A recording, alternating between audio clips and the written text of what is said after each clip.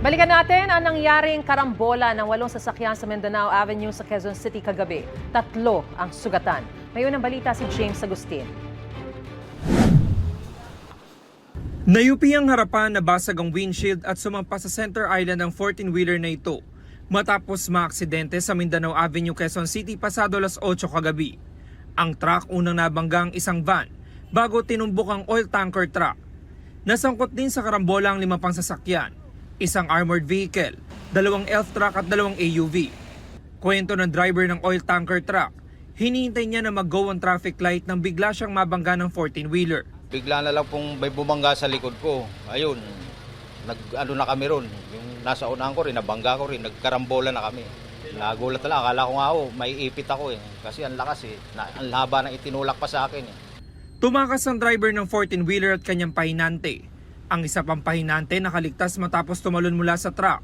Nagtamo siya ng mga sugat sa tuhod, kamay at braso. Tinanggal ko po yung lock nung pinto ko. Tsaka po ako sumabit doon sa may sabitan. Ang nangyari po, naigilid niya pa kaliwa. Kaya po humampas yung pinakapinto doon sa may high ace. Ngayon po, nung humampas po sa high ace, naramdaman ko po, ang ginawa ko po, pumikit na lang po ako tsaka po ako bumitaw. Tsaka nun po nagdire-diretso sa may tanker. Galing daw sila sa Bulacan at i-deliver ang mga kargang feed sa Cavite.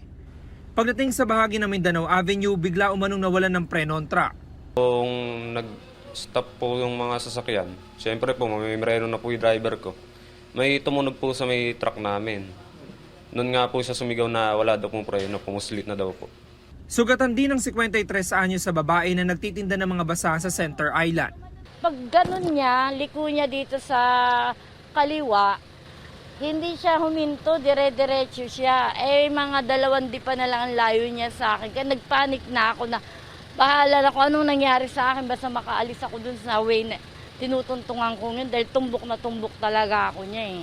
Ayon sa QCPD Traffic Sector 6, umabot sa 3 taong nasugatan sa karambola ng 8 sasakyan. Nasa kustudiyan nila ang pahinante ng 14-wheeler habang nagpapatuloy ang investigasyon. Ito ang unang balita. James Agustin para sa GMA Integrated News.